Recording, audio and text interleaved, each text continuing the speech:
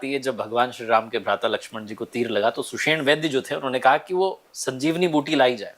तो मैं जानना चाह रहा हूँ कि तब से आयुर्वेद की बात होती आई, ये जो मॉडर्न जिसे हम युग कह रहे हैं इसमें लोग थोड़ा दूर क्यों चले गए? क्या कारण आपको समझ में आता है इसके? लोग दूर नहीं गए, लोग इसके पास ही हैं।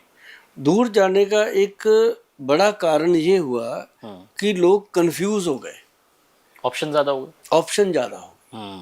पहले क्या होता था, गांव में बीमारी होती थी, एक वैद्य जी होते थे, सबको देखते थे। अब क्या हो गया कि एक हॉस्पिटल बनता है, उसके अंदर 26 प्रकार के डिपार्टमेंट बन गए। नाक का डॉक्टर अलग, आंख का अलग, दांत का अलग, और टांगों का अलग, घुटनों का अलग, कमर का अलग। बंदा जाए कहाँ?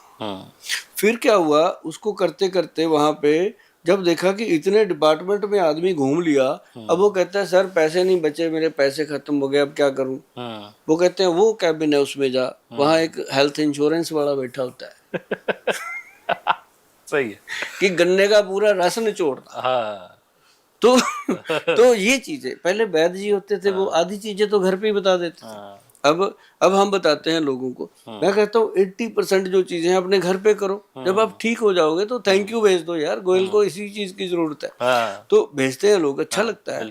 तो कार्तिकेय जी ये है कि लोग दूर नहीं गए, लोग थोड़े से इस कारण प्रॉब्लम आ गई कि अब जॉइंट फैमिली खत्म हो गई। पहले क्या होता था, बच्चे को कोल्ड हो गया, दादी माँ उठाती थी, उसको कुछ ना कुछ तुलसी वगैरह, अदरक वगैरह उबाल के दे देती थी, बच्चा ठीक हो जाता था। या उसके विक्स विक्स मल देती थी नाक पे, छाती पे, बच्चा ठीक हो गया। अब क्या होता है, बच्चे को छींक भी आ जाए, फोन जाता है सीधा स्पेशलिस्ट को, अपॉइंटमेंट चाहिए। वो कहता है ये कल की तो है नहीं, वो कहता है डबल पैसे ले, मुझे तो अभी दे। तो फिर वो अपॉइंटमेंट देता है, फिर उसने 10 रिश्तेदारों को फोन करना है, चिंटू को जुकाम हो गया, मैंने फला डॉक्टर का अपॉइंटमेंट लिया, सुबह मैंने वहां जाना है। तो बताना भी है कि मैं बड़े बड़े डॉक्टरों को दिखाता हूँ। तो वो प्रॉब्लम आ रही है। अगर वो कहता है कि मैं तो जी वैद्य के पास जा रहा हूँ, तो वो कहता है तेरा दिमाग खराब है, दुनिया चांद पे पहुंच गई, तो तू अभी वही। अरे भाई दुनिया पहुंच गई चांद पे, चांद तो वही है, ये वो तो नहीं गया कहीं। बड़ी बात है ना? तो मतलब अब दुनिया का अपना दिमाग है। तो ये चीजें हैं कार्तिकेय जी। आयुर्वेद जो है बहुत बड़ा खजाना है, सेहत का भी तो मैं और जिंदगी का भी। इसी पे जानना चाहता हूँ कि आयुर्वेदिक जो ट्रीटमेंट इसमें कितना समय लगता है? क्योंकि एलोपैथी में तो क्विक रिजल्ट्स मिल रहे हैं ना, तो लोग सोचते हैं कि चलो डॉक्टर साहब के पास गए, ऐसे ठीक हो गए, अभी सर दर्द की दवा ली, अभी चला गया, उसके साइड इफेक्ट्स भी हैं, लेकिन क्विक रिजल्ट मिल रहा है। और आज की दुनिया सर ये रील वाली है, इनको 1 मिनट में सब देख लेना। तो ऐसे में मैं समझना चाह रहा हूँ कि ये समय वाली बात। अच्छा कार्तिकेय जी ये देखो, जो बंदा रील देख रहा है, हाँ। एक देखी थी जो 40वीं पहले देखी थी, याद भी नहीं उसको, याद नहीं है। राइट। कौन सी देखी थी? राइट। काम वो करो जो दुनिया करना चाहे आपके जैसा। ओए होए मजा आ गया। ये तो कर दिखाओ कुछ ऐसा वाली बात हुई। हाँ।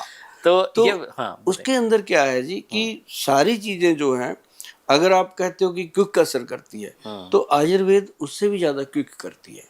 मान लो आपको बहुत ज्यादा गले में परेशानी हो रही है, आप का गला दुख रहा है, आपको किसी के साथ प्रोग्राम करना है, आधा घंटा पहले सिर्फ सेंधा नमक लेना है। आप चाहे कितने बड़े सिंगर की बात करो, गला खराब है, उसका प्रोग्राम कैंसिल होने वाला है सवेरे, मतलब सिंपल चीज, कोई दवाई की जरूरत नहीं है।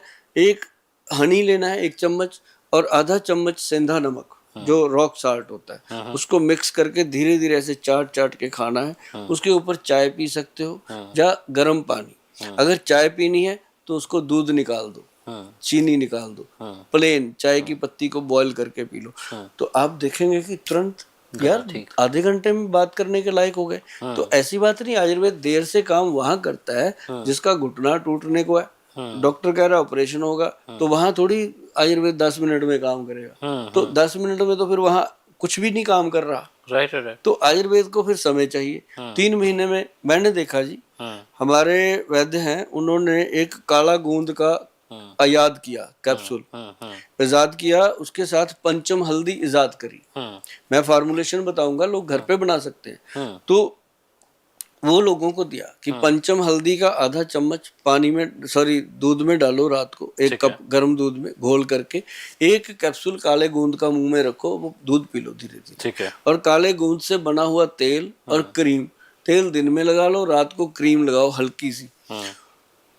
कार्तिकेय जी वो पेशेंट सुबह जब बेड से नीचे उतरता है उसको उसी समय पता चल जाता है कि यार थैंक यू गोयल साहब, कमाल हो गया आज तो, जो कल मैं दीवार पकड़ के चल रहा था बाथरूम की तरफ, ये तो मतलब बहुत सही हो गया। एकदम सही हो रहा है। तो वो जब हम उसको कहते हैं कि 3 महीने खा लो, 3 महीने के बाद उसी डॉक्टर साहब को मिलो जाके जिन्होंने ऑपरेशन को बोला था, वो खुद कहता है क्या खाया। हाँ, पूछेगा। कितने एमबीबीएस डॉक्टर मेरे पास आते हैं अपनी मदर के घुटनों का काला गूंद लेने के लिए। और क्यों? उनको मरीज बताते हैं ना, वो प्रत्यक्ष देख रहे हैं कि ये तो बहुत अच्छी चीज है, अब प्रत्यक्ष को प्रमाण की क्या जरूरत। बिल्कुल। तो वो जब देख लेते हैं वो कहते हैं यार बाकी चीजें गई इधर उधर, जब माँ चिल्ला रही है माँ के लिए तो यही चीज अच्छी है। तो वो फिर मतलब मेरे को कॉन्फिडेंस आता है कि आयुर्वेद में बहुत वजन है, बहुत दम है, और लोग इसको आज, अच्छा आज की डेट में कार्तिकेय जी एक बात और बड़ी है कि मैं कोरोना में मैंने काम शुरू किया था इसके ऊपर जोरदार। जब लोग मरने को थे मुझे भी था कि अब रहना तो है नहीं भाई, जितना पैसा पड़ा है लगा दो दुनिया में। मैंने ना दवाइयाँ तैयार करी, कॉलोनियों में गया, झुग्गी झोंपड़ियों में गया, ऐसी बात नहीं मैं कोठियों में भी गया, चंडीगढ़ में मैं रहता हूँ, सब में जाके गाड़ी भर लेते थे सुबह सुबह, उसके आगे लिख लेते थे कि हेल्थ ड्यूटी जा रहे हैं, तो कोई रोकता भी नहीं था। उस समय पुलिस वाले भी डरते थे, गाड़ी रोकते ही नहीं थे, रोकते भी लेते थे दूर से ही देखते थे कौन है तो चलो भाई, तो लेकिन वो सेवा दी थी। उस समय मैंने देखा कि आयुर्वेद में दम है, और उस समय इतना प्रचार हो गया आयुर्वेद का, मैं अकेले नहीं सबने किया। उस समय सबको पता चल गया यार ये तुलसी का काढ़ा ही काम कर रहा है, इसमें अदरक का काढ़ा काम कर रहा है, तो बच्चे उसमें इन्वॉल्व हो गए। बड़ी बात ये होगी कि हमने यूथ को जागरूक कर लिया। क्या बात। अब 60 साल के ऊपर के बंदे को तो पता ही था कि ये चीजें लेनी, यूथ को नहीं पता था। अगर पता भी था वो कहता था क्या आप पुराने जमाने की बातें कर, लेकिन वो समझ गया यार हल्दी पीने से मैं तो ठीक हूँ।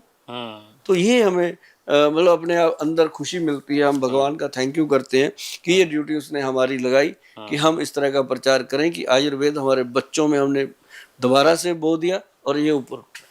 क्या बात है। तो इस पॉडकास्ट के जरिए भी यही प्रयास हम कर रहे हैं जी। मैं आपसे जानना चाह रहा हूँ कि भी हम घुटनों के दर्द की बात कर रहे थे, बहुत लोगों को आपने उत्तर दे दिया कि घुटनों के दर्द में क्या करना है, वो फॉर्मूला आपने बता दिया।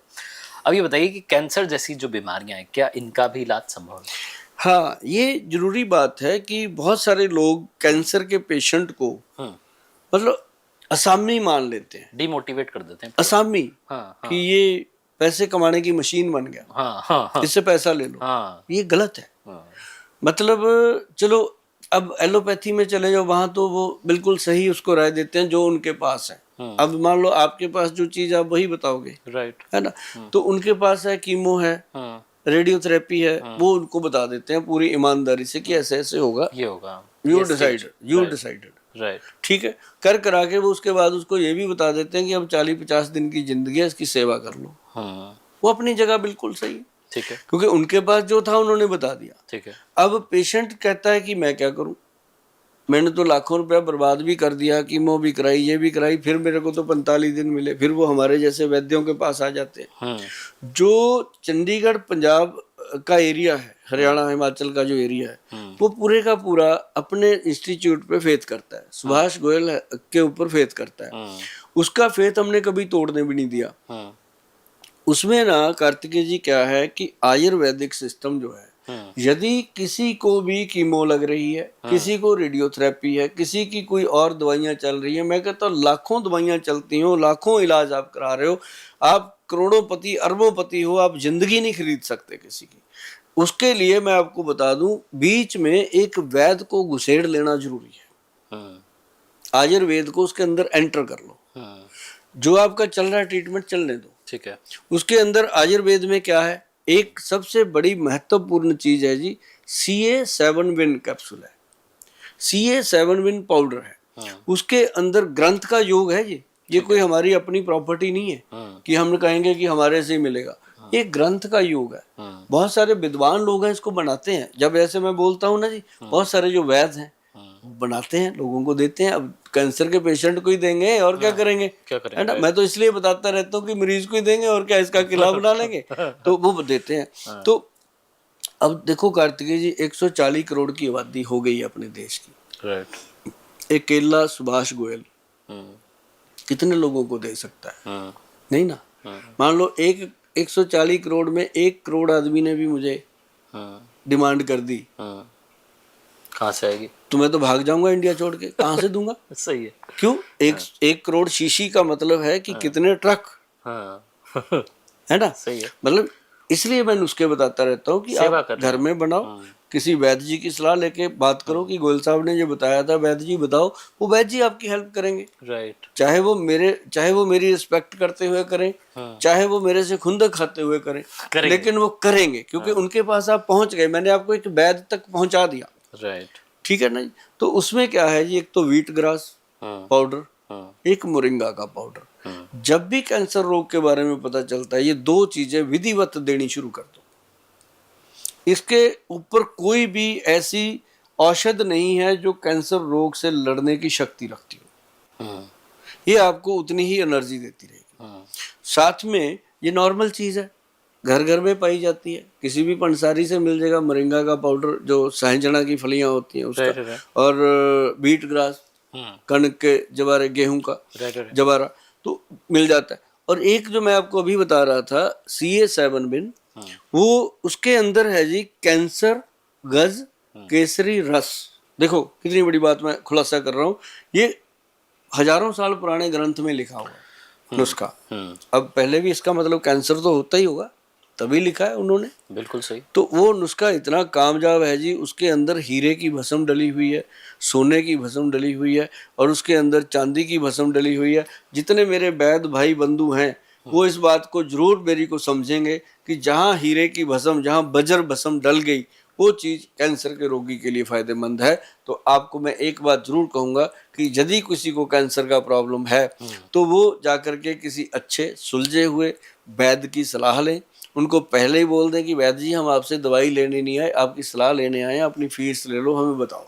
फिर वो वैद्य अच्छे से बताएगा। फिर आते हुए चाहे आपको अच्छा लगे कि ये वैद्य अच्छा बता रहे हैं, दवाई लेके आओ। मतलब पहले उसके दिमाग में ये पिक्चर हटा दो ताकि उसके अंदर लालच पैदा ना हो। तो नहीं तो कैंसर के मरीज को देख के पहले ही डॉक्टर के दिमाग में ये आ जाता है इससे जो मर्जी ले लो, उधर जाएगा। हाँ, वो सहमा हुआ है। जबकि कैंसर के मरीज को तो डॉक्टर बता देता है कि तेरी 40 दिन की जिंदगी रहेगी। अभी ना जैसे कैंसर का पेशेंट कोई हमारे क्लिनिक में आता है, मेरा स्वभाव है हंसते रहना, क्योंकि मैं रोऊंगा तब भी, उसने तो मरना है, मैं हंसूंगा तब भी, है ना। लेकिन मैं उसको हंसते हंसते ये कहता होता हूँ उनके परिवार वालों को भी कि आपको इतना तो पता है कि इसकी जिंदगी 40 दिन बची हुई है, हमें और आप इसको तो ये पता ही नहीं है बैटरी में कि 40 मिनट है कि सेकेंड है। सही बात है ना। आप तो इस खुशी में, इसको इतना समय तो मिल गया कि अपना हिसाब किताब बता दे सबको, है ना।